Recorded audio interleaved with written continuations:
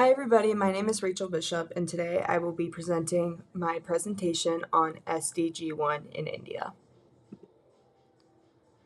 So what is SDG 1? SDG 1 is no poverty, and the effects of having poverty are poor access to healthy food, safe housing and healthcare, um, higher stress levels from money issues, trouble getting a good education or steady job. There's increased risk of chronic diseases like heart disease or diabetes.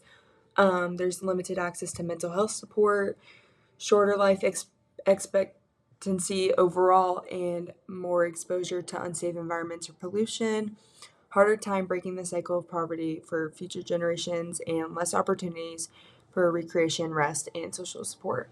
And I provided a picture of shared population living in extreme poverty of in the year 2024. And for the US, it was 1.2, and for India, it was 5.3.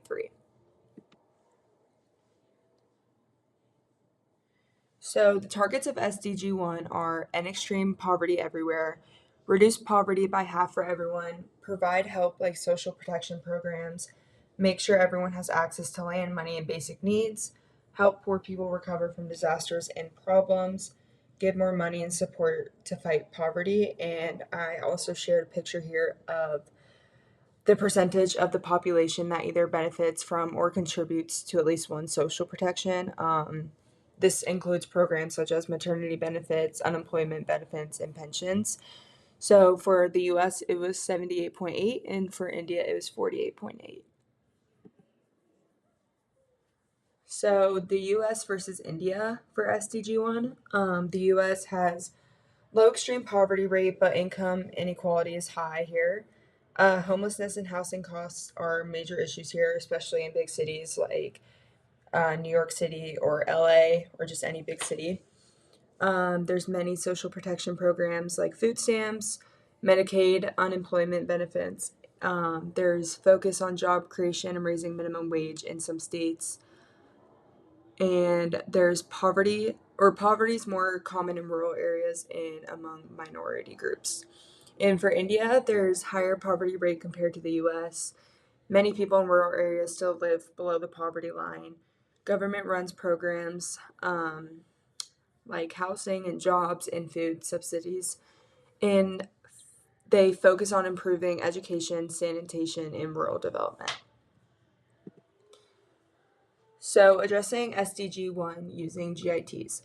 So, obviously, the main topic is no poverty, and the causes and problems that comes with that is lack of jobs, poor access to housing and food, no healthcare or education nearby.